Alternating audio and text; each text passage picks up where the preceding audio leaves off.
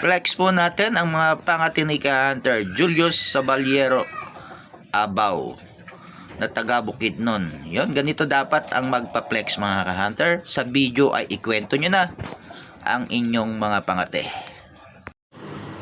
Idol, ito na po yung dalawa kong pangati mga ka-idol. Saka ito yung bantam ko idol oh. Nabae.